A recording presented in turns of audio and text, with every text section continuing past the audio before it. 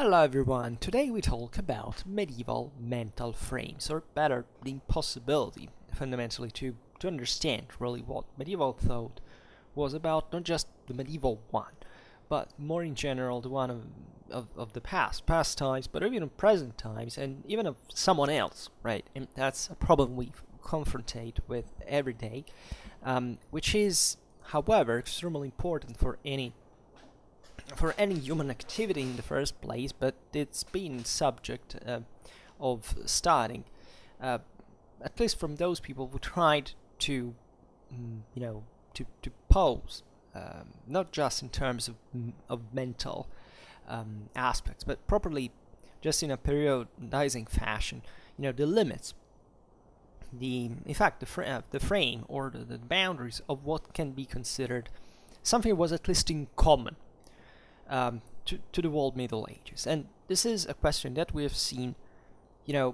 I personally stress very much the continuity between, not much from a, matter of historical content proper, but properly, actually the differences are very important, but the continuity of eras, like in fact the ancient one or the medieval ones, and even the modern one, right? So altogether, as a very important and useful, actually, perspective, I attribute to the so-called Industrial Revolution. Definitely a lot of changes that even in there didn't actually, there are things that went unchanged throughout all human history that we still continue to cope with, always in different ways, but substantially with a shared experience, right? And that's something that we rarely do by education, by cultural background, thinking that there is a universal human language, right? People like to, defend to the death their specifics, their, what's according to them, allegedly defines their uniqueness in some ways, but which is fine as long as, you remember that there is still something that unites our human experience in so many, in deep ways that now we can't digress. But thinking about Middle Ages, the question has been therefore, okay, this was largely pre-industrial society. We know more or less it wasn't dramatically different from the ancient world, right? We should get rid completely of the idea that there was some intrinsic specificity to things like the ancient, the medieval, or the modern age, right? And this goes beyond conventions, because even if we, this is actually a simple concept, right? And everybody can grasp. Like, it's obvious if you say to a person, well, did the Middle Ages ever exist? You say, well, in which sense? Well, in the sense that, of course, it's a periodizing, approximation convention. Well, they say, well, yeah, I mean, that doesn't require much of an effort. But the greatest effort actually presents itself when you start thinking, okay, but the way I address those times in space, or whatever I address in the first place, because it's not really just about, temporal geographical coordinates in here. It's obvious that we think of the Middle Ages, we think of something very specific that in many ways it's even sentimental, right? That's at least, from the 19th century, what Romanticism has mostly used us to think the Middle Ages, rather than other eras that have, been drawn, culturally speaking, with different tones, with different colors, literally, right? I don't know about you, but, at this point I've been studying this period for a long time. It's still in my mind, when I think of the term Middle Ages, in my mind appears like a color dark purple, something like that, something connected to the darkness, something gray dark, and I know perfectly that it doesn't make sense. I know that it's perfectly natural to have irrational impressions like this, but think about this, this stigma, after all, that we have on the period, and how, in the fact, we cannot, I presume, at least I personally can't, I admit it very, very openly, that I can't get rid of the concept of Middle Ages whenever I think of the Middle Ages, right? The way I picture a medieval battle is different from the way I do with an ancient battle, a modern one, not just because, of course, we're differences that are important to highlight, but properly because I picture the thing in different visual terms, for example. And the thing is fascinating because you realize that the more you know about a specific event, let's say, that the more sources you read about it and so on, you start giving more realistic shape to it in your imagination. I assume, at least I've always had a very fervid imagination. Ever since I was a kid, I remember that to me, thinking about history is like watching a movie in my head. And it keeps happening. And I assume for almost all people happens. Maybe I got used with a person that I know. It's very close to me. It says, is not capable of doing anything like that. And I said, how is that even possible? And I assume, in fact, that it may be, not for everybody, but actually virtually all the people I know that thinking this way. So I say this because it's also an interesting, a fascinating exercise to realize how the more you know about a specific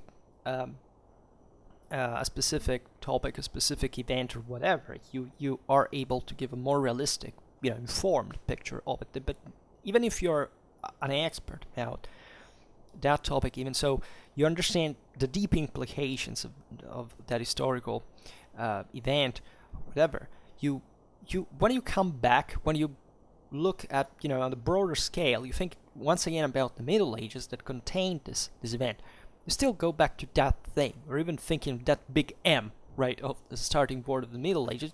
All of the mental whatever came in your brain to be processed when thinking about the Middle Ages. And this may seem just a mental trick and saying, well, it's a convention, I know how more or less it works, it's not a problem to me. Yes, but at the same time, you don't understand it consciously, because it's exactly what the problem is there, that your mind, you're aware rationally that it's a fiction, but like all of history, but still we try to reason through those patterns, even though we know that they're fundamentally wrong, or that they're not properly understandable. They're not rational. They are just an arbitrary construction in some way, even if it stems naturally from in a very mediated way with the historical reality, but it's still something different.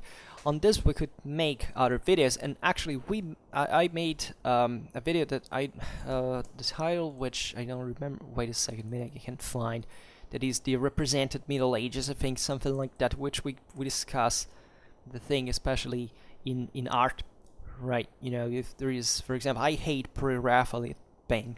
I don't know why, but that's something gets sick of in an incredible way, because it's the sick on it and idolize and kind of I can't go on without using insulting terms, but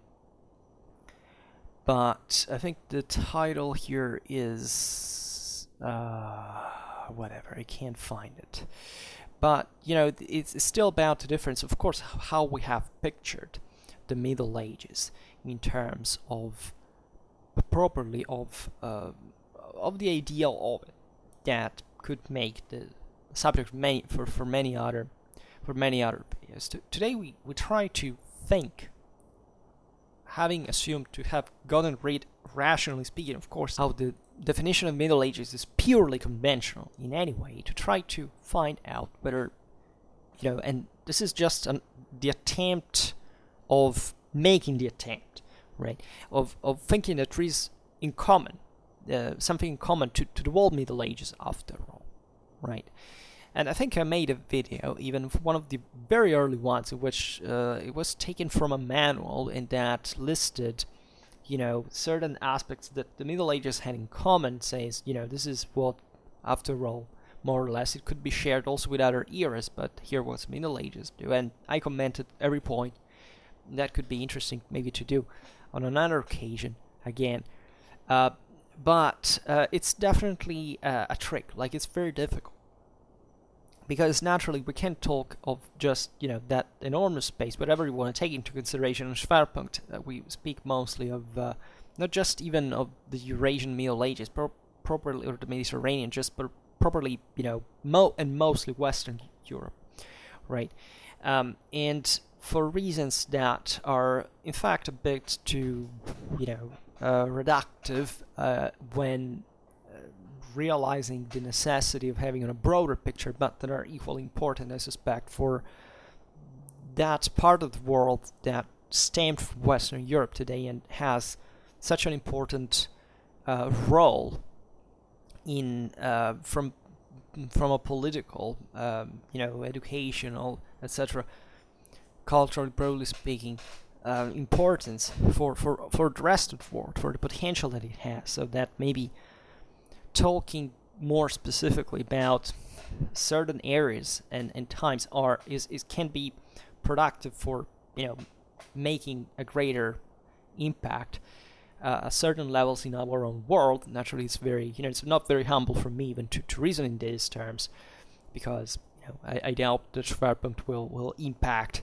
the masses in any meaningful way for what truly matters out there. But surely this awareness is to be cultivated in a way, and it helps to understand so much else about history in general, not just about the Middle Ages. And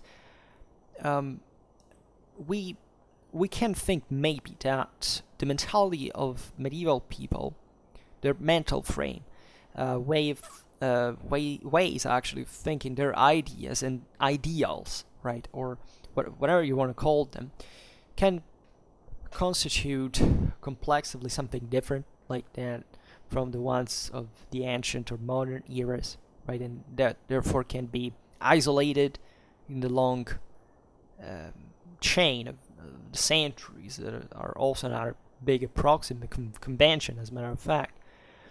Well, this is somewhat, and considering what we were talking about before, actually a very widespread opinion, right? For whoever bothers him or herself with medieval history, usually speaking, still the idea that, after all, the Middle Ages can be at least addressed as such, and that maybe even medieval people had, especially, this is properly because it gets a bit into more in depth to the Middle Ages proper, so it get past the question whether the Middle Ages even existed. Surely, it's a common way of saying, in the Middle Ages people believed this, right? You rarely hear or at least it's much less frequent to hear, I don't know, in the ancient world or in the modern age, people believed this, right?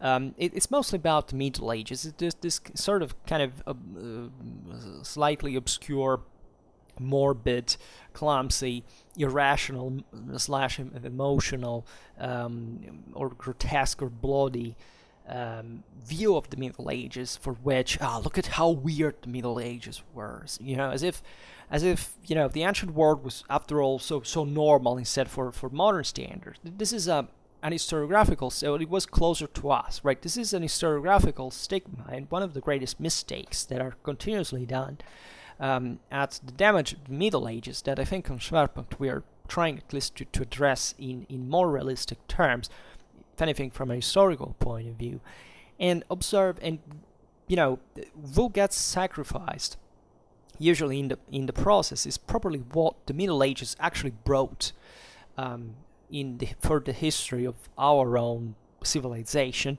that is being dramatically and heavily I can't even find a term to see how much it's been abused in many ways, historically speaking, right? It mostly happened because of the Enlightenment, and secondly because of the atrocities of totalitarianism that has started from this national statal feeling that, at least in certain countries, had fed the resurgence of the Middle Ages. I mean, think about how important was the Middle Ages in Germany, in Romantic Germany, and how actually, from a strictly historical point of view, it surely was spoiled by nationalistic frames, not even intuitions, but properly, that idea.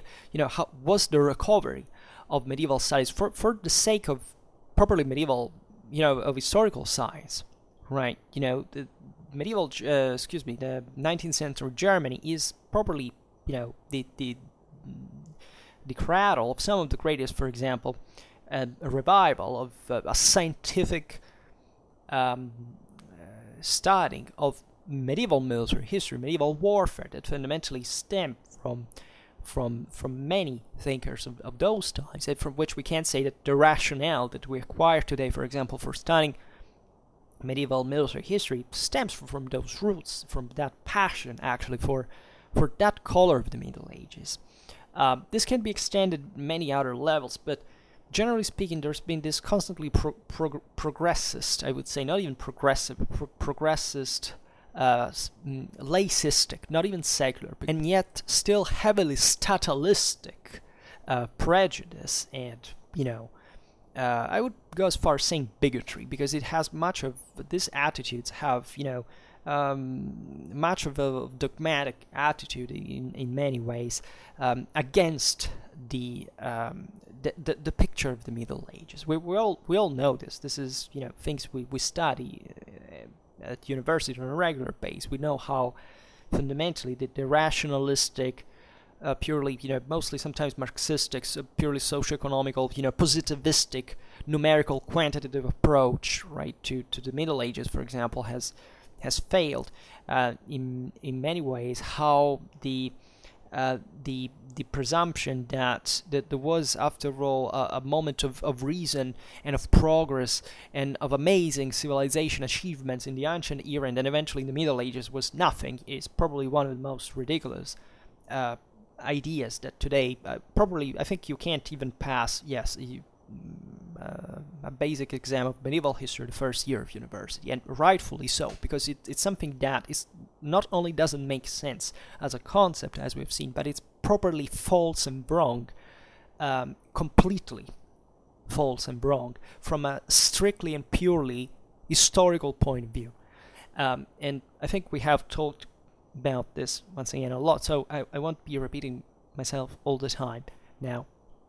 I already mentioned something, but still, and this is something that I've seen from the within of medievalistics, let's say from a medievalist background, is that objectively medievalists, the independent, we're not talking just about scholars or academics or whatever, have this, I don't know if it's specific of medieval history, because I've found very narrow-minded approaches from every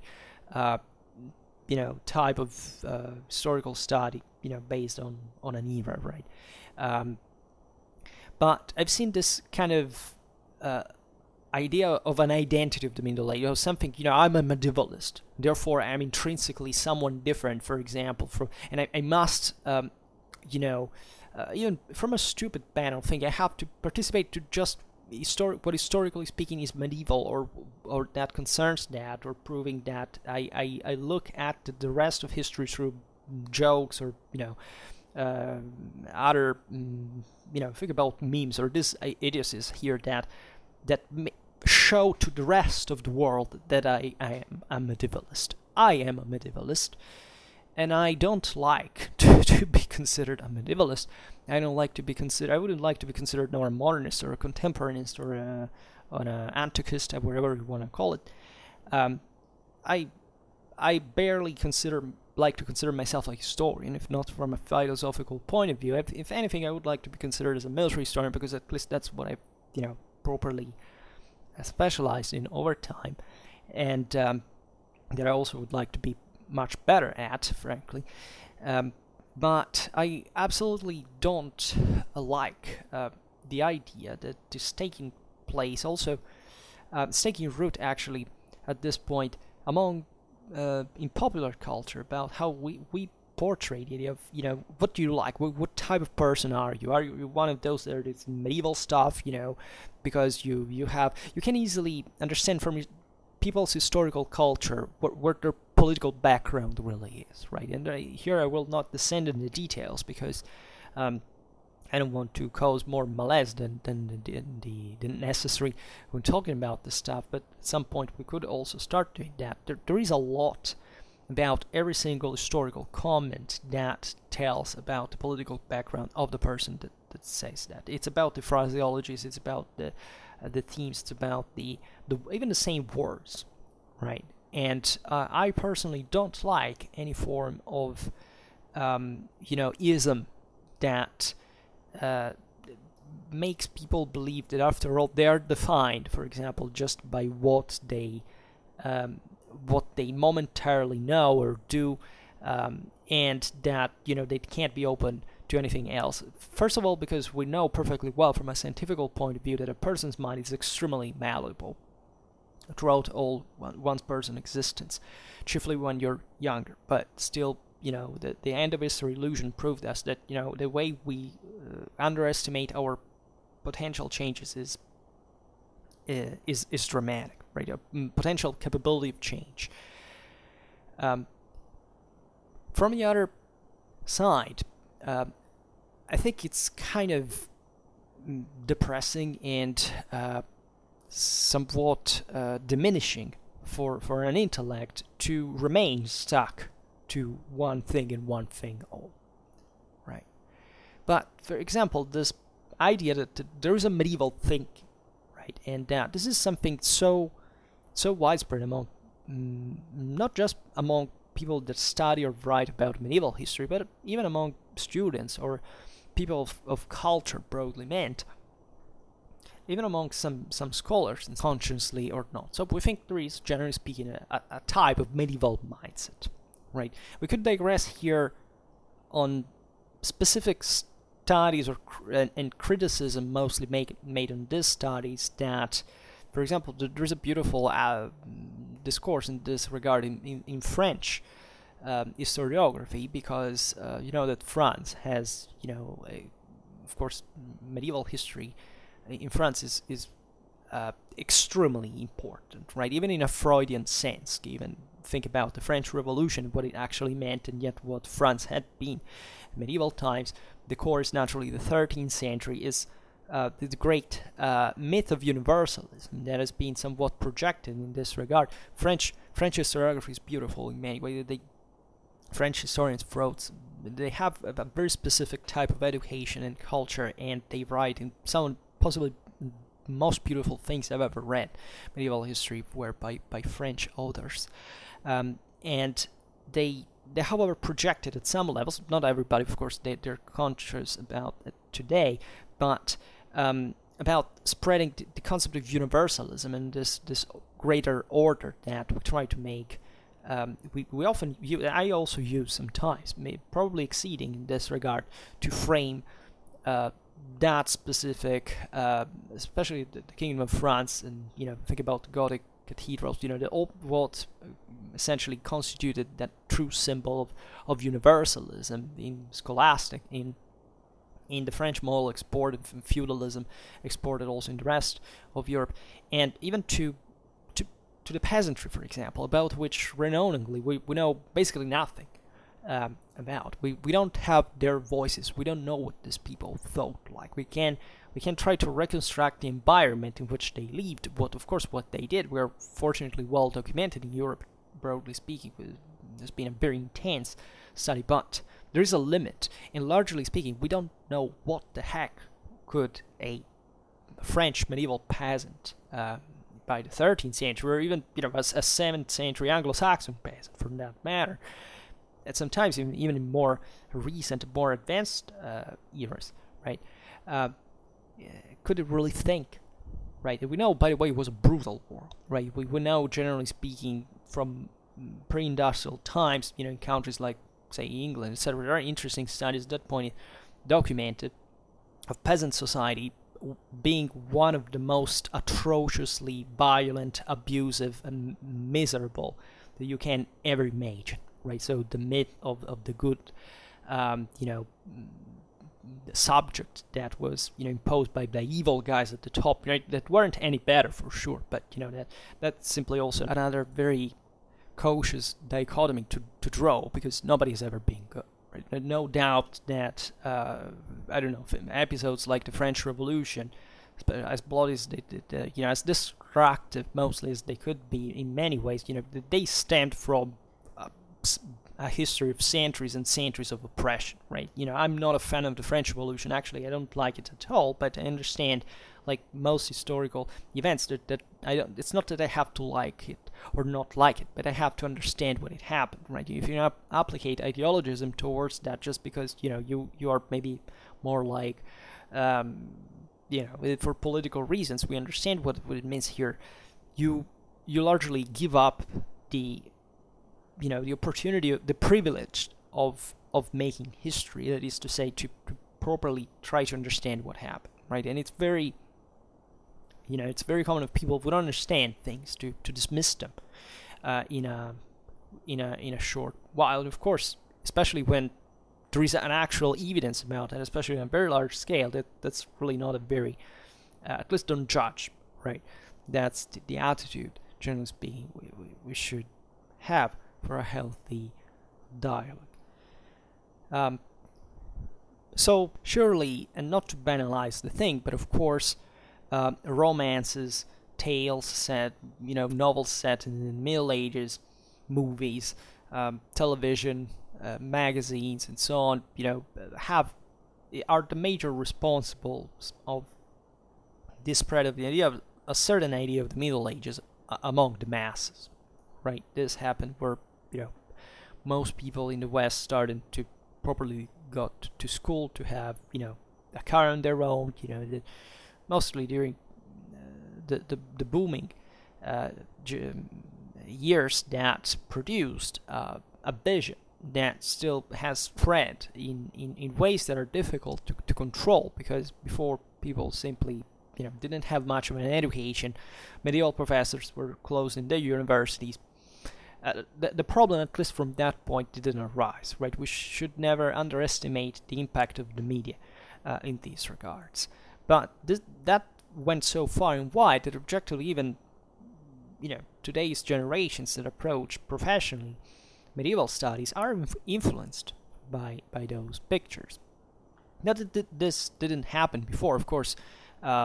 I don't know, in the first half of the 20th century, what even medievalists thought they knew was heavily spoiled by ideological and gratuitously sometimes without any foundation bias that was eventually debunked with a rationalistic approach to history in the first place.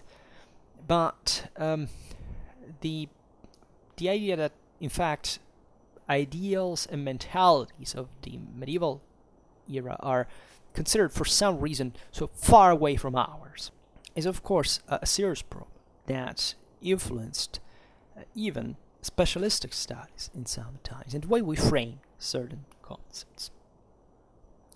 But there are naturally many objections that every person can make to this on their own. Thinking that mentality or opinion, and we could add even the feelings, change, even if slowly during the centuries, is in fact a generally accepted opinion without too many problems, even if in turn it's never easy to establish if and how much remains, for example, unchanged. As we were pointed out at the beginning, we are the same identical people, biologically speaking, from medieval times.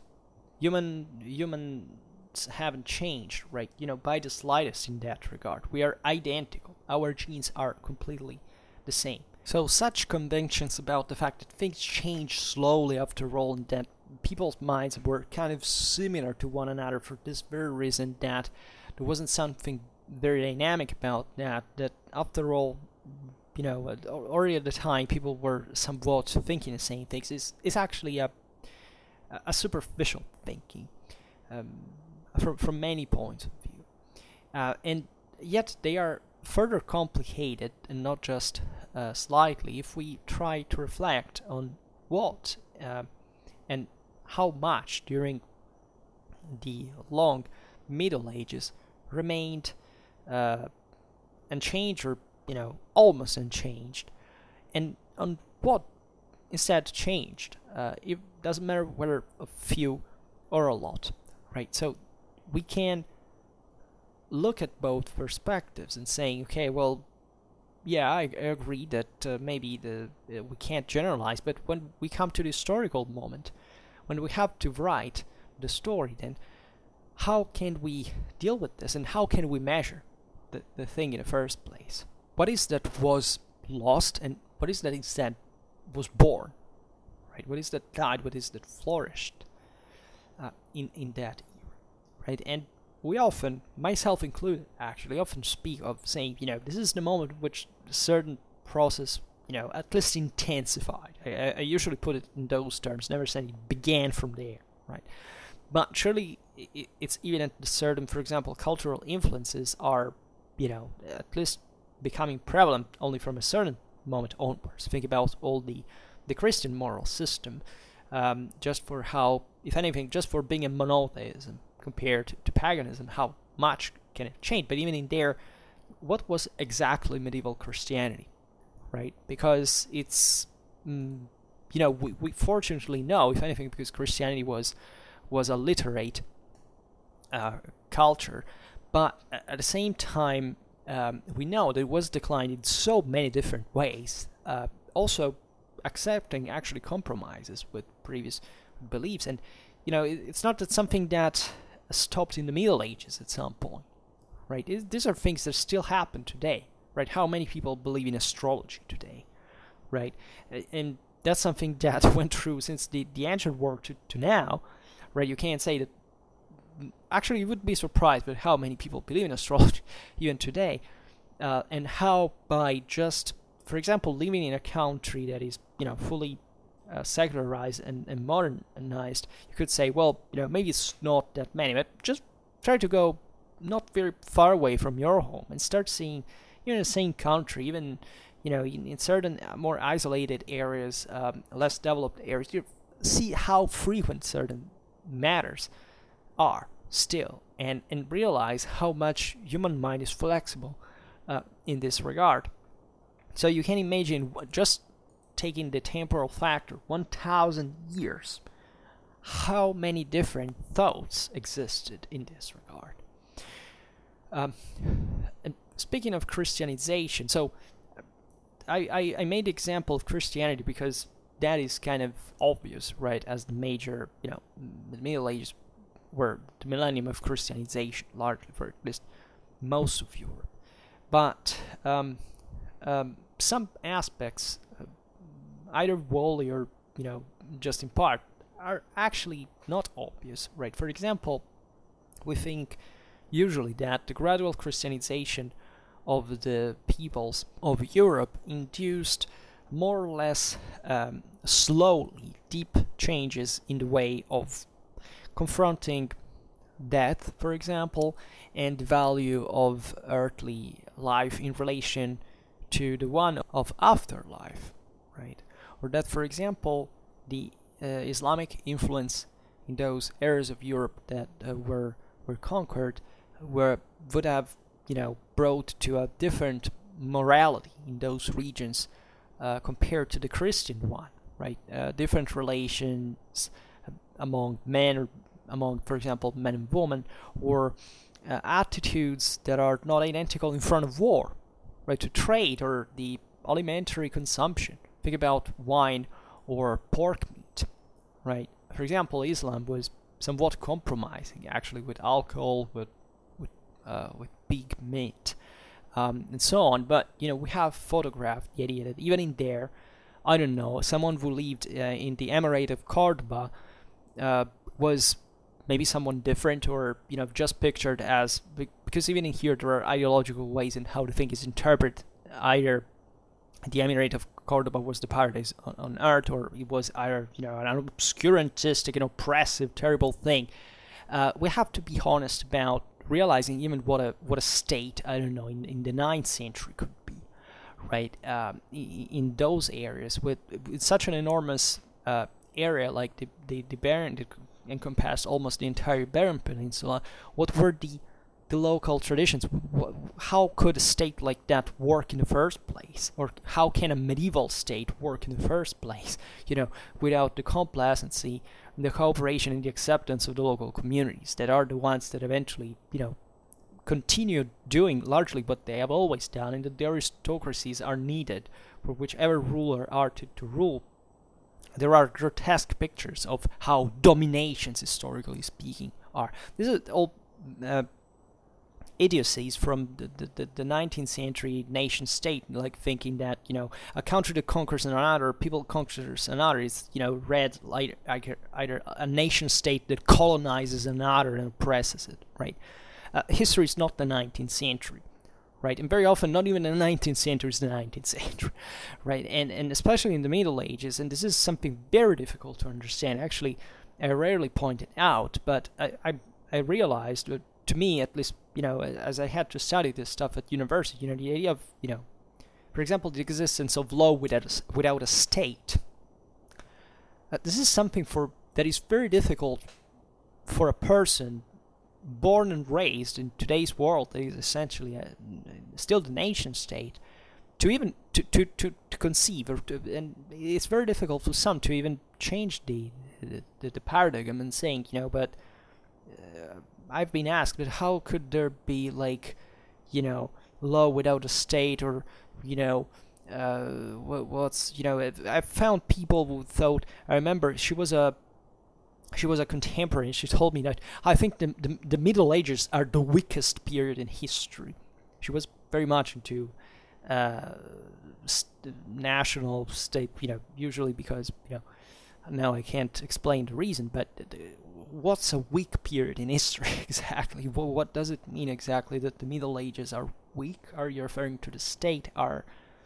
You find yourself in front of these, you simply realize that there is no standard to make a point from in certain people's minds. And that's why I talk so much about the Middle Ages, because I presume that every person can easily understand certain systems. It's really not easy at some levels, but it's not even this complicated after some reflection and explanation to get to a point. And even when we realize the difficulties of Christianization, for example, we fall into the stereotype of saying, the Christians of the Middle Ages were just a bunch of superstitious people, right? And we don't accept that actually and deeply some very substantial, not just formal aspects of Christianity were fully received, right? We mostly highlight during the Middle Ages the most, let's say, colored things like, the cult of the relics, the relation between the faithful with the saint, that actually brought together with them still some aspects of paganism, because they were founded on a sort of contract for which, whom gave prayers and gifts expected to receive grace and consolation. And seeing that it was the masses who were mostly soaked in this type of religiosity, which means more specifically the peasantry, doesn't matter that even scholars or the nobility believed actually in these things. We like to highlight mostly these beliefs in form of superstition, right? The easy predisposition to see the marvelous in everything that differed from the monotonous repetition of everyday life. Right? And what the hell do we know about that concretely? Right? And we also point out, for example, the spread belief that certain men or certain women with specific practices, maybe sometimes in part, actually covered with in a Christian patina, could orient and intervene into the mental material life of men up to the point of changing their most essential feelings. First of all, hate, love, or even provoking their death, or granting their the safety, from a death was deemed to be basically certain, right? So whoever these people could be, right? And these are beliefs that the church for a long time, by denying conformity with the Christian teaching, continued to tolerate, right? Up to the point, also in consequence of the danger that was run the rise of heresies of different nature within the body of Christianity that brought therefore to denounce those ideas and actions as essentially inspired by the devil. But this is something that we have covered actually in many aspects. Here you realize that I'm not pointing fingers against anyone. I'm simply saying how we fall in the stereotype of the thing, right? It's not because these things didn't happen, right? But the fact that we need to point them out, and what we don't need to point out is why, for example, this happened concretely, right? But it would be a lot to discuss regarding to this, because first of all, well, I think we have talked about the Pauperistic-Evangelical movements enough. So if you're interested, actually go look in the Medieval Christianity playlist. You will find the point, right? But just consider that it's not these types of persecutions are typical of the Middle Ages. These things existed since ever. You think that in Roman times witchcraft was not persecuted, right? Go look what the illicit and illicit cults in ancient Rome actually were, and how the authorities dealt with that, or what was witchery dealt with in the modern age, right? Sometimes the thresholds of the contemporary era, and in which places, by the way, right? Which places of Christianity, which is not random, and you can get that in perspective. But once again, we need to point it out for the Middle Ages. What are the Middle Ages famous for? Witch hunting, right? Or the persecution of the Jews, for example. Look at what happened in modern or contemporary Europe, just for saying once, in terms of persecution, for example, of the Jewry. Millions of people, many millions of people, regularly massacred. And no, I'm not talking just about the Holocaust, right? Look at what Tsarist Russia did, right? Look at what anti-Semitism was in countries like France, Germany, Austria-Hungary. See how Jews were really treated in such areas. This is not something that you can just trace back. You say, well, the Middle Ages were a bunch of obscurantists, right? Later it was the light. It didn't happen like that. It didn't happen, not even when alleged principles of laicism, of equality, were spread. Do you think that those who, made the French Revolution were actually, they liked the Jews, for example? Go look at what those people wrote about that, right? And I'm saying this not to condone what was done in the Middle Ages, which was horrifying in many ways, but simply saying that horror is typical of basically the entire human world in many ways, right? Same goes with considering the pagans as martyrs, or in that matter, even because of course Christian martyrdom is easier, but even in there would be a lot to talk about. Just try. This is what I like to leave you with all the time. It's not with doubts, right? Surely with doubts about certain preconceptions, I presume actually you're aware that these matters are not stereotypically as I was stereotypically depicting them to make the point of the video, so that I count on you. But if that was the case, challenge yourself, right? Which doesn't mean to say, okay, this person is saying something I don't like, so I don't need to be told anything like that. I will shut this down. I will not think anymore. But try to check what I'm talking about, right? Because that's at the end of the day what history is, and it's a serious problem. But there would be a lot to add, especially about the ecclesiastical policies during the Middle Ages. But the turn towards this, say, restrictions and persecutions in many ways to start especially from the 12th, 13th century. And even here, it's not just a coincidence. It's not just a problem of, one day someone woke up and decided to be great. Look at what heresies were spreading like by the 12th century. Look at how the church actually coped with that, right? Crusades, think about the Albigensians, yes. how many of those movements were integrated in the Catholic Church?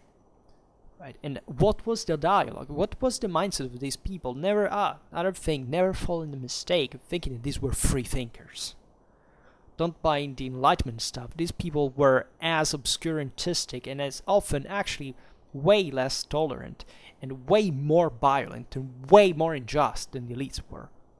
These were radicals. Most of them weren't even about religion, as always, right? Never fall in the trick of thinking that crusades were wars of religion. You think that simply because there were religious motivations, you can label that war with all the possible reasons that we know existed, that it's just a war of religion. You see what we have done with that, right? And if you say these things out there, you see there are two options. Are you taken as a leftist, that's because you would allegedly deny the importance of religion, as an alt-righter that is trying to make allegedly relativism about the fact that Christianity induced to the violence of the Crusades and all this stuff. You see, that's the problem. That if you fall in either of the two, you're wrong in both cases, because you don't even realize that you're talking about labels put by people who lived 100 years later about things that we don't even know about those times precisely. Right? We discussed this, for example, we made several videos about the Crusades now, but I'm not particularly a fan of Crusades as a historiographical topic. I don't know why, honestly. I mean, I even liked them, but it's not that I've been particularly I've dedicated myself specifically to them over time. But now that also thanks to Schwerpunkt, I'm expanding also with my horizons for the sake of completion of the topic choice, I realize that the way we have been told the Crusades, both from the left and both from the right, are actually a pile of nonsense, right? The historical problem is being sacrificed to a bunch of ideological historiographical interpretations and delusions and extremism and dogmatism about scholarship and whoever comes to spread such ideologies in the first place.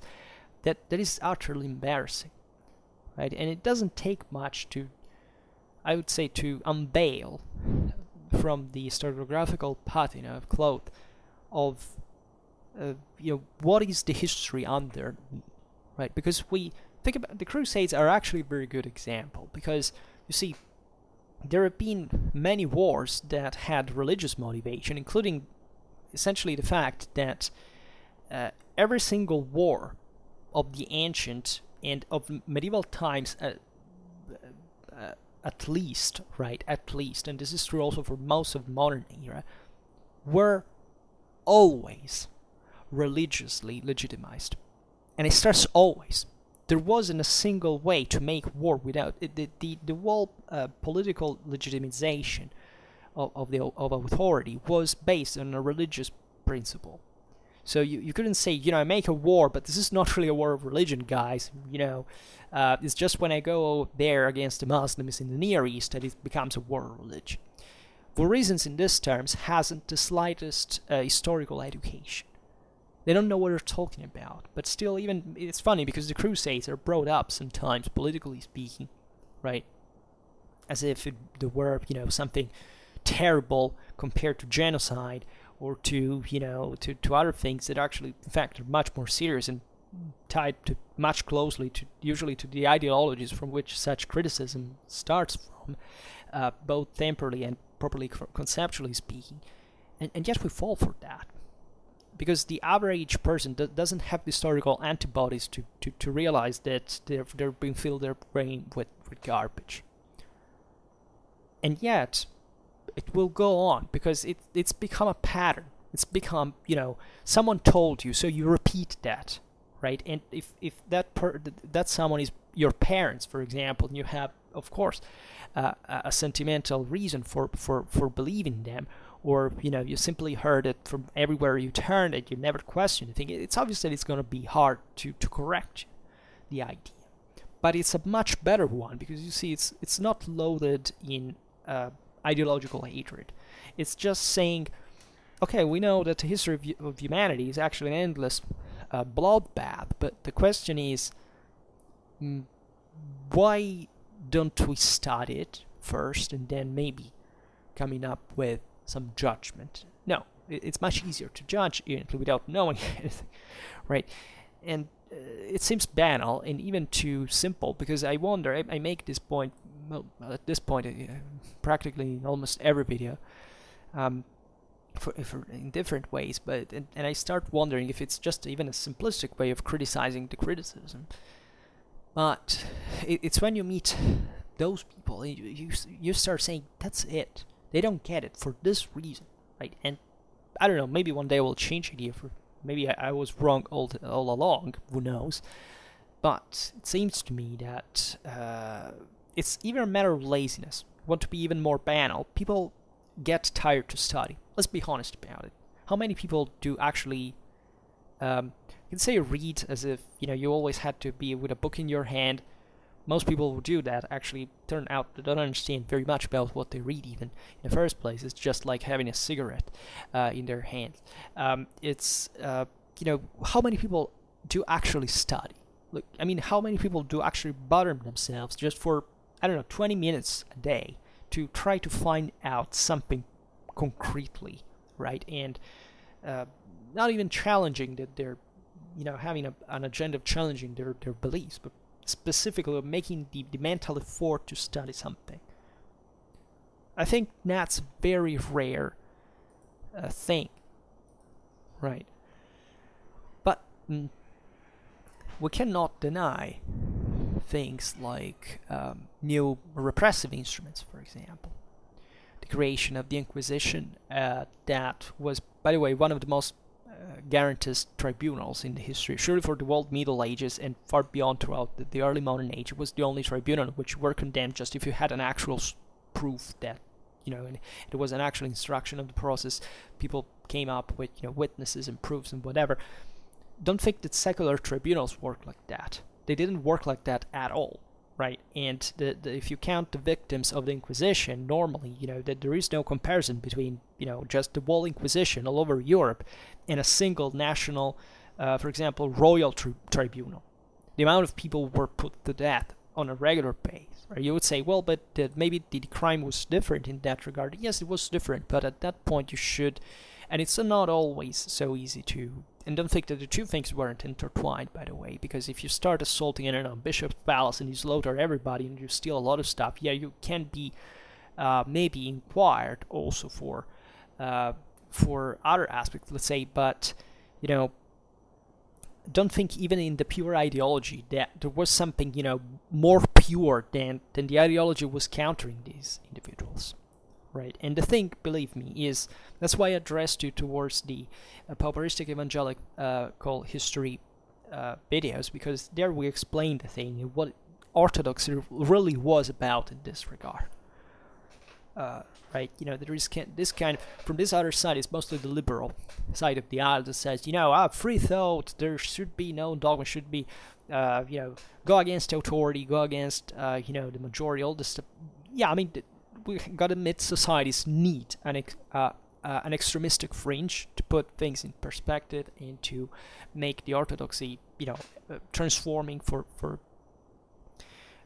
positive sense. There is a specifically social balance that works like this in human societies all over the world. In fact, it's a pattern that recurs almost everywhere. The same extremisms we have today in relative terms are exactly the same that existed at the time, and for the very reason. And this is what is fascinating, because you could see how, in fact, it's not about a contingent reason. This is not about the Middle Ages. This is not about the Inquisition. This is not about the heresies or whatever you want to call them. This is about something different. There's another aspect, for example, that this is true, though, unfortunately today as at the time, there's a lot of misogyny in this world, and there are, reactions to that as well, that in the opposite extreme are not a good thing either, right? Are not justified. But indeed, for example, you see the Inquisition struck chiefly women, or at least the majority was women. But see what was happening, for example, in society at the time, and see, for example, hereditary laws, right? Why were women losing, for example, power at that point?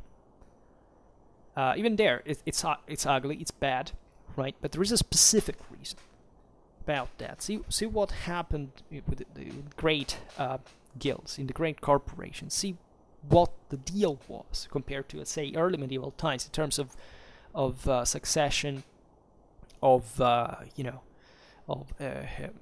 heredity and all this stuff, and how the disposability, for example, of inheritance has very few to do with Christianity in the first place, or whatever. We'll see it. I think I made a video at some point about medieval women, and that's this topic. And even here from your side, once again, we go back and forth from left to right. People, here's the guy who does gender studies. No, I actually never studied that. I think there was just one history of literature we made as something read about that, but it wasn't anything like gender studies as they're in the extremistic forms that you find paraded out there. But it's actually an interesting perspective. Study the history specifically of women in that regard, because that, for example, has a specificity in inheritance law, right? That was split on the basis of sex. Right, so it's obvious that, at least from that point of view, if you want to understand, the female perspective, you have to understand the whole system in the first place, right? So that's just an excuse even to study the whole thing. And there are properly aspects, misogynic attitudes that stand historically. You think about the time women were simply considered to be more stupid, right? That Aristotelianism explained this through the fact that women having smaller shoulders had less blood coming to their heads. This is how they justify, but this is something that was believed well through the late modern age, right? And women actually had a crucial, together with barbers, for example, with a crucial importance for practical medicine, because doctors didn't touch patients, especially when universities kind of formally crystallized in the idea that medicine was mostly a theoretical thing, and instead most of how practical, how wounds were treated, all that, even that background we were talking about before about witchery, it was connected to that as well, right? And it doesn't mean it was actually about it, right? It's not that it was some evil guy out there that's so a pious, free person that knew about herbs and was envious, and it was accused of witchery, and because all the village was a bunch of bigots, they burned the person at the stake. That's what movies show, right? People were burned at stake for very different reasons, or at least, even if it was done for that had very few to do with things like the Inquisition in the first place, and actually the authorities, including the higher ecclesiastical and secular one of the place, discouraged and were the first ones to discourage these practices. This is something you rarely hear, right? By the mid-16th century in Papal Rome, it was considered like, foolishness to even to conceive the idea of burning a woman at the stake with a charge of witchcraft. In New England, that existed still up to the early 18th century. So what's the Middle Ages here, actually? And you would be interested. This is actually, I don't have many texts about this topic, but I studied something in the past, and you would be surprised with things that do not tell you in school, right? Because they present you just this flat picture of obscurantism and of bigotry that doesn't render justice by the slightest to the reality of that world.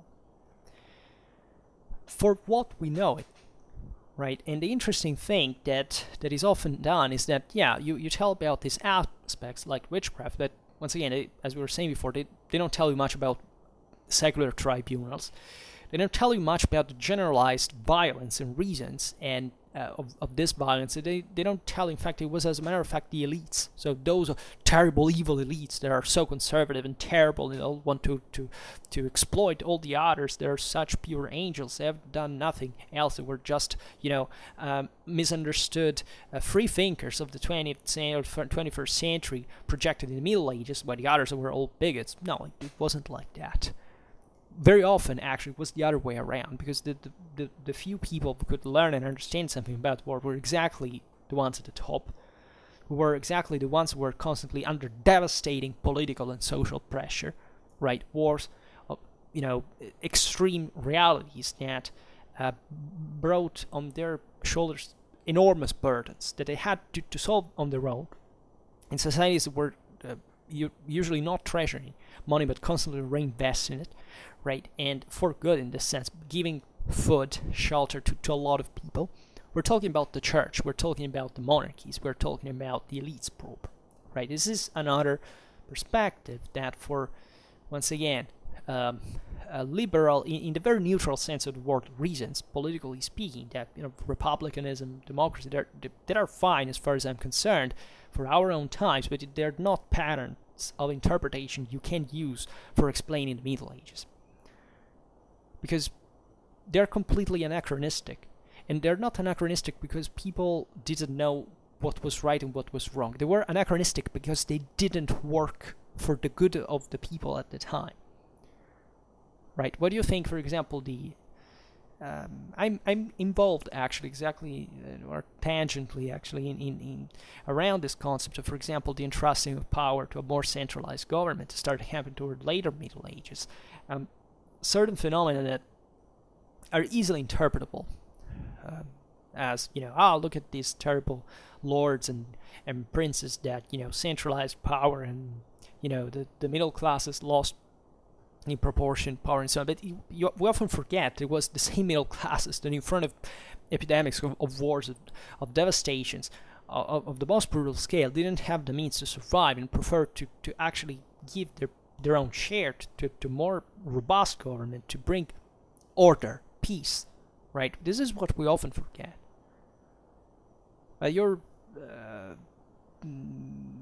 This is that we often forget the brutality of that reality.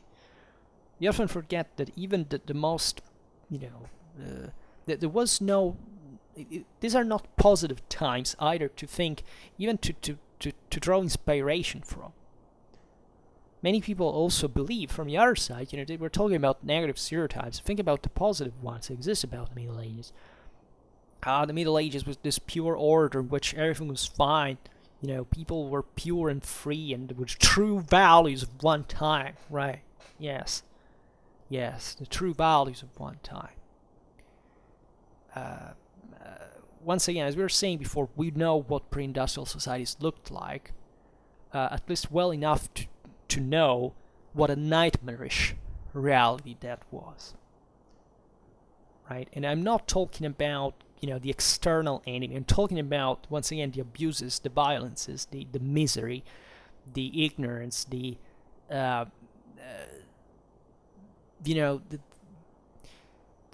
bitterness of this all, in a way that would discourage every, there's a lot of medievalism around as well.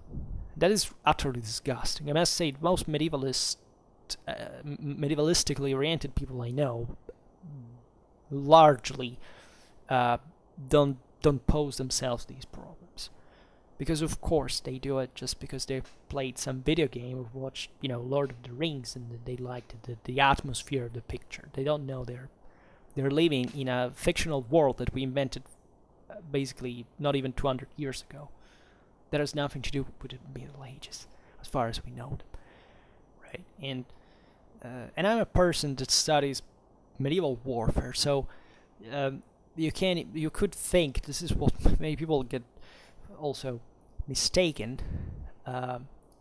Like they presume I have that kind of, in fact, identitarist cut or idea that I think that I would like to be like a medieval knight, or see that kind of machoism or kind of I don't even know the sense of look how tough and cool and traditional. And I'm even a conservative. This is interesting about the end of the story that I'm more into personally more from the conservative side of the aisle, and I don't give a damn about that. Of course, I get hyped sometimes. I admit that I like the thing, but it doesn't become by the slightest like a I want to be that, or I wish I had been like that right at the time, or I don't know what I would give 10 years of my life just to be like 1 minute on a medieval battlefield, but I don't to see what it was like. But that's the historical interest. It's not because I presume that since I'm a medievalist, for example, I have to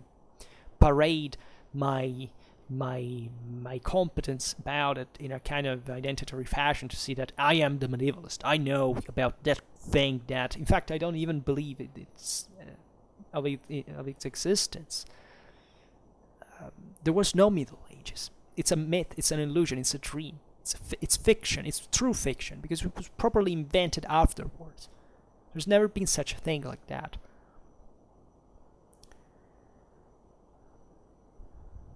But I know, and you make me know that you don't like my digressions, so I will try to get to the point. Let's talk about something less relevant, after all. For example, the death of urban life in the continent in the first centuries of the Middle Ages. Right, that's another big point. The death of late antiquity in many ways. And the thought that this has allegedly brought to deep changes in the mentality, and not just, for example, in the political and socio-economical life. So we think, conversely, that when the urban life revived in the second part, roughly, of this long millennium, this it was the product, because if we look at the links in here, it's easy to distinguish between causes and effects, at least by putting it in these terms of what's a cause of what's an effect. You have to demonstrate that not only the birth of new classes or the emergence of the strengthening of new activities, but also of new mentalities, right? New ambitions, new aspirations. The same goes for the mixtions that were often, or at least most of the times, violent, right, of peoples in the pre-existing demographic reality. For example, the Germans, right there, successive waves up to the last one of the Normans, but also the Slavs, the Muslims, the Hungars, the Jews. The latter spread, the latter wasn't actually a violent one, but the last, in fact, it differs because there were Jewish communities were spread a bit everywhere since Roman imperial times. Right, it was not properly a country of the Roman Empire, not even beyond. That you could say, oh no, here it wasn't like anyone coming from, or even from Africa. There are these interesting things. That is to say, even here you're blaming, you want to subvert history. It's anti-historical. If there is something that we dramatically underestimate, it's probably the greatest thing ever. It's human mobility, right? The idea that in one place where people will look just in one way, by default, that means cent for cent, right? And you can't even say, but maybe one person out of 1,000 was not of that ethnicity. Yeah, no, or it starts to be a terrible thing, and because you want to enforce, SJW's narratives on, which are a problem, by the way, themselves, because they try to do it like, as if half of the people were coming from a different, it's all myth and conspiracy, but of course, that's also another load of garbage. But also we have to acknowledge that we've always been mixed. Like, what do you think that if you make a DNA test, you're just like one or two ethnicities, and you don't have basically every possible thing imaginable in those? Because why? Because you have been born in the early 2000s in I don't know, somewhere in the world. Right, that's kind of silly, to say the slightest, and that has literally nothing to do with what you think it's the case or not. Just look at what a DNA test section is about, and we will talk about it again. But think in general how. So I'm not regarding to the last points, for example, the growth or the fall of the cities or whatever. It's not that this is not true that these things changed the mentality, right? Not even the migrations, of course they did. Think about the consequences in the population and control of property, the management of the power and of the arms, right? And more in general and more in depth, all the mental, all the cultural background that these people were bringing in. This is often denied as well, right?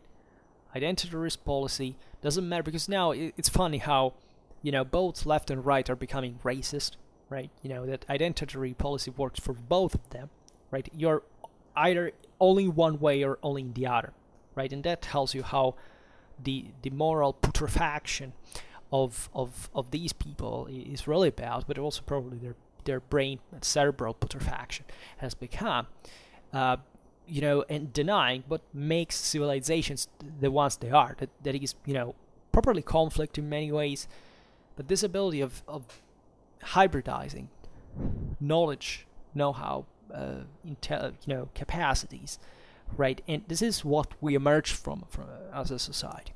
Otherwise, we would be just like a bunch of primitive cavemen, with all the respect that I have towards primitive cavemen.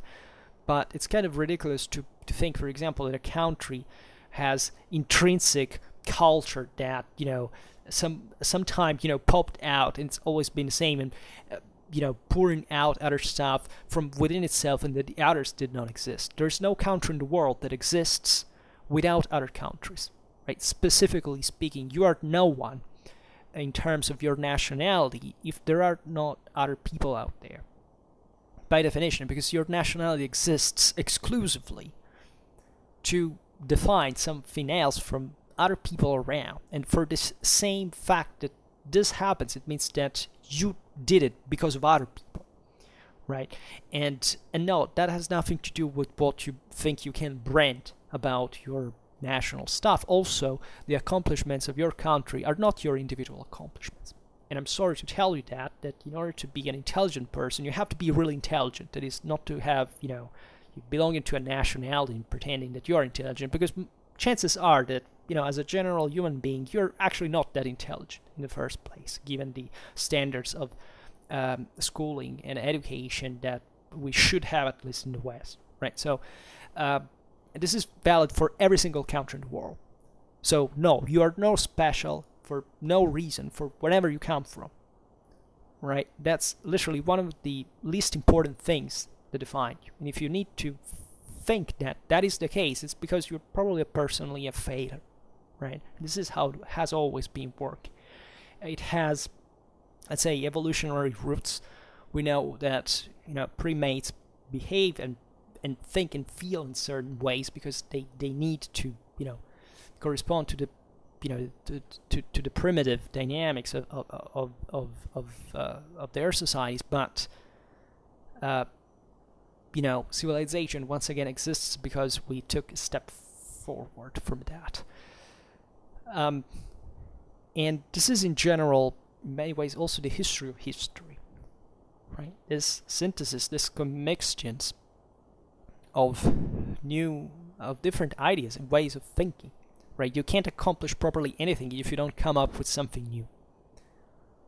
You can't grow if you don't learn things that are new. You are not born with that set of values or standards, right? You are growing constantly, and the only reason why you grow as an individual, let's say, it's because you learn things that are new, right? And very often are new from whatever background you come from, because you're not a copy of your parents.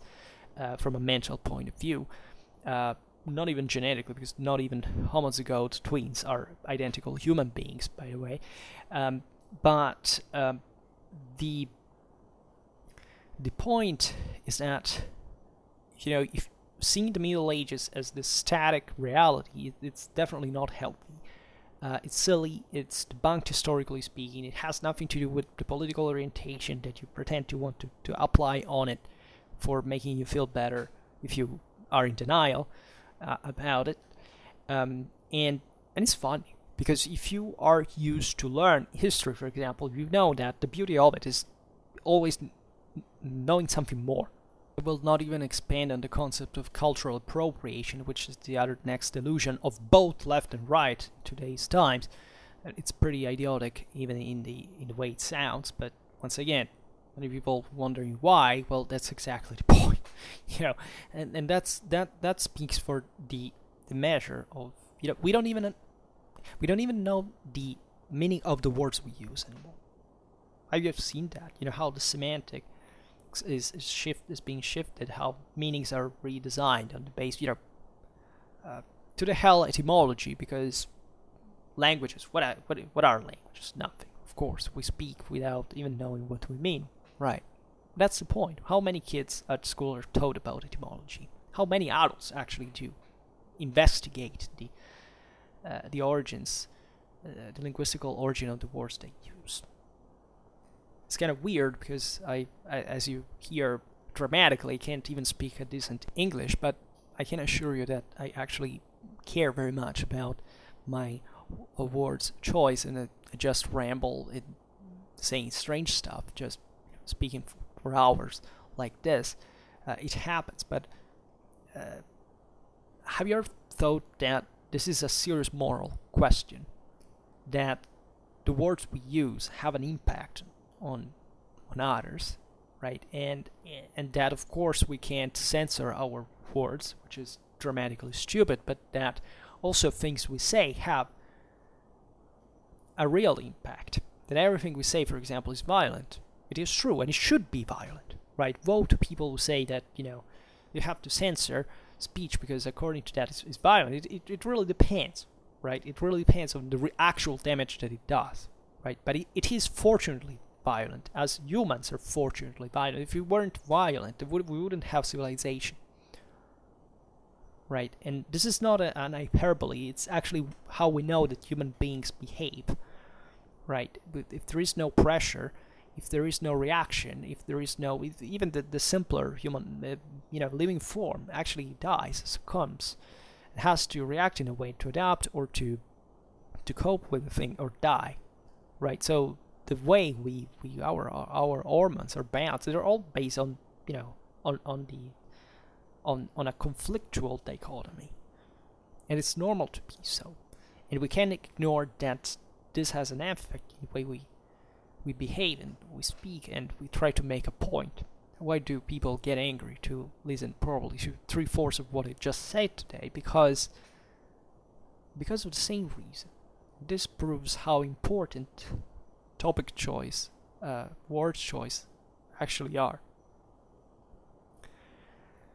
Think about the history of written word, actually.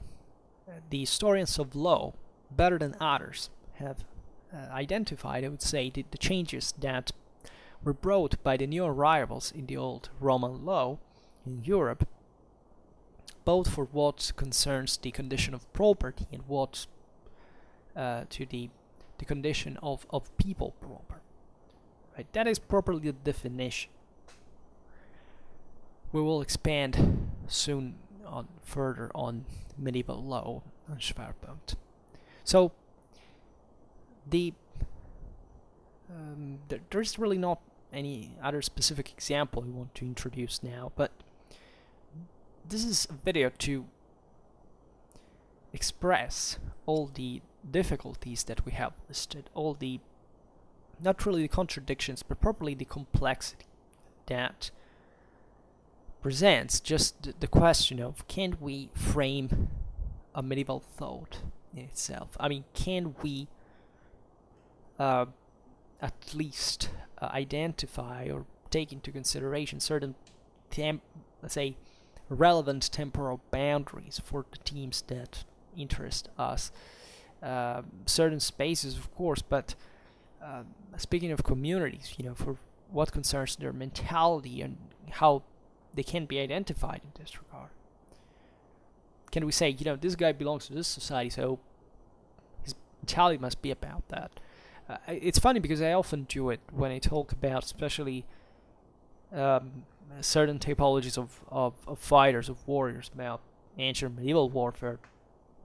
I say, these guys were mostly about this and that. That's more or less what they believed, and I sound pretty confident about it. I sound pretty positive, most of all, because I say, that's what they thought and that's how it was, right? I often say that, but never think it's like, first of all, that I say it just for saying it, because of course there is evidence for that, not just historically speaking, but anthropologically, and culturally, and etc. And not just that, actually, because there is always the touch of universalism. It's much more than a touch. It's actually the essence of humanity that is out there. We know how humans tend to behave in given certain, say, factors, but even that is never simple. There's not a standard fixed thing. We can talk about a stereotypical picture, but never in absolute terms.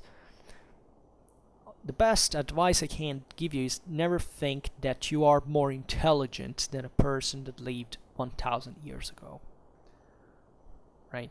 And I'm very serious about this, because it is true that intelligence is a very diversifiable thing. It's very difficult to even think there is a rank. We don't reason like that anymore. Today we think there are different types of intelligences, but even that idea is a bit just to content those people who fail in school and to say, for reasons that are of course not provoked by other unfortunate conditions, but to say everybody has its own intelligence in their own way. Well, no, there are people who are actually pretty damn stupid and people who are pretty damn intelligent, right? And tendentially speaking, the first group is overwhelmingly larger than the second. But of course there is no way of reasoning in the same way. And speaking of mentalities, what do you even know about yourself? That is an interesting question. Because most of these questions can't really find an answer only within yourself, or better, can't find the realization that you can't find properly that answer. You can't get closer, maybe. You can't get closer to the point and to the problem. You can become more sensitive to interpret a hint, a shade, every detail that can help you to frame better a certain reality about which unfortunately we know very few. But people in the past were not superheroes, were not supermen, but they surely would amaze us for the way, in fact, ourselves, because as we were saying before, we're literally the same people from a biological point of view, by any standard, could do in certain conditions that today we wouldn't even know how to start from to cope with. Right? The saying goes, of course, they saw us today, but I'm reflecting a lot in the last years. Schwerpunkt helped me in this regard, incidentally. Always realizing, not really what was better, what was worse, because I believe that there's no doubt that today's world is way better than it was that time, and I care because I'm not an ethical relativist, but at the same time, what we lack is a teleological push in this sense. Many people think that we had to, after all, evolve in this direction. Well, it turns out that this doesn't seem to be case, right? There are probably, of course, history could go in dramatically different ways, but I still believe that there is, generally speaking, some recurring pattern that it's difficult to dimension specifically in the various eras, but that tendentially goes towards the improvement, right? Given certain pre-existing conditions that are largely even, can say, just the ones we evolved from biologically speaking, in the environment, etc. But specifically certain ones that can count from, just maybe 13,000 years before the great glaciers went melted. By the way, quite all of a sudden, seemingly. And there are many interesting theories about that, including meteorites and all this stuff, considering that human beings were living in that, right? And at the same point, I care about looking at, not blaming people in the past saying, those were a bunch of brutes and primitives, and they suck. They don't fit my moral standards. Many people are very morally judgmental. That is to say, look in a very kind of formalistic and therefore kind of stupid way, right? They're because they fix criteria as if that those were absolute or always applicable, without giving context to the thing, which historically speaking is the essence of all. That is to say, those guys were, I don't know, killers at the time, or even worse, and therefore we can't judge them morally. Yes, actually we can judge them morally, but the question is, historically, first of all, it's an historical question by itself. Secondly, in other ways, what's the point of doing it? Right, because of course there are many good reasons for doing that, but are you sure that the ones you've chosen are the good ones? That is to say, whoever lived in the past was basically a monster, and we shouldn't, for example, study about them. Then what would you know about morality in the first place if you don't see yourself in perspective? Because given the iconoclastic tendencies that I don't think they will take over, but they will surely be influencing our way we'll look at history in the next generations, I fear, right? As long as, especially crisis and this were, kind of a stall, will probably happen. So I tried always to see, and this is also how I make Schwerpunkt, it is not an advertisement of the past, but given the most obvious horror that we were talking about before, the question is, if that was all that bad, right? Where do we come from? That's a very important question that we can't answer now. It's obviously, a very long path of people making the difference. And once again, if the context was all rigged and wicked, no doubt that identitarist policy comes out, because you can't distinguish right from wrong, just, with black from white, for example, and fixating both on the left and on the right, the same identical bullshit about it. Turns out it's not the case, and giving up this explanation is like saying, I don't know. And not a surprise, because the historical education worldwide is utterly disgusting, to say the least. And no wonder that politics follows these patterns today. Because people were minimally educated historically. They would never speak in those terms. They would never think in those terms. Right? And they like to spit fiercely on left and right because in their extremes, they are disgusting. Right? I'm fine with liberals and conservatives. As I was saying before, as long as they maintain their own balance, that is surely part of the same reason why civilization exists. Right? We couldn't have civilization if they were just liberals, who were just conservatives. Right? This is an important realization. They're not the same thing either. Right? It's not a symmetrical thing.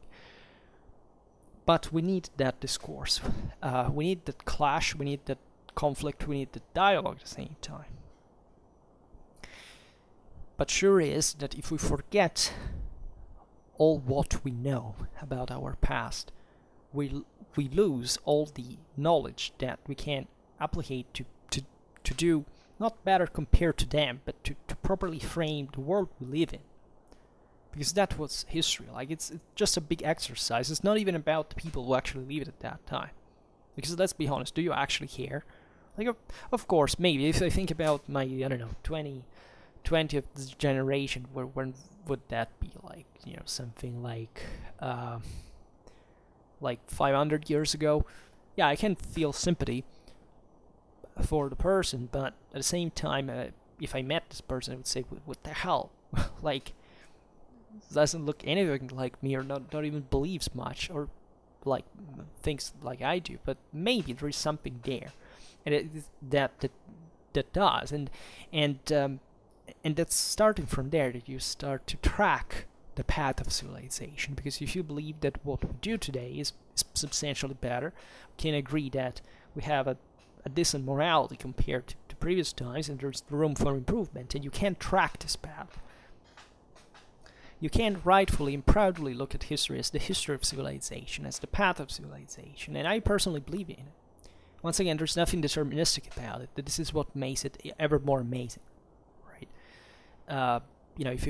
If we had wiped out each other during the Cold War, cold turned into hot war, in a nuclear holocaust, probably wouldn't think the same thing. It probably wouldn't even exist, given that I live in areas that would have been. I'm not completely sure my city would have been blown out by a nuclear weapon, but yeah, I mean, chances are at least I wouldn't. If I ever exist, I wouldn't have a very bright idea of that path. But in fact, we do know that there were massive setbacks in that regard, and I think that that's what we should look at, besides any other type of consideration, because that's the universal language we speak of. Civilization is universal language of mankind. So this is not definitive, because I want to make videos specifically about the mentality of medieval people, and this was just to frame this idea of goodness that after all is within us, and it was there, right, and made a huge effort to emerge, to strengthen, to give an order. And this is what we often neglect about great changes and about things that are also finished at some point willingly. That, of course, is never like only good or only bad, but there is, generally speaking, been an improvement over time that, according to me, is not merely accidental. We'll be talking about let's say the mentality of what common mindsets, let's say, and common and unifying traits of all the belongings to various societies. We could speak of, I don't know, relationship life, familial relations, and relation with nature, which I think is very interesting actually, and also the relation with afterlife. Except naturally most of this exercise can be done with the last centuries of the Middle Ages that are the better documented. But this is another story, we will see it at that point. Alright, so today I was actually glad to speak of this, because it was some time that I didn't focus more theoretically, and I had on the Middle Ages, and had some idea that made me reflect, because actually I like to reflect at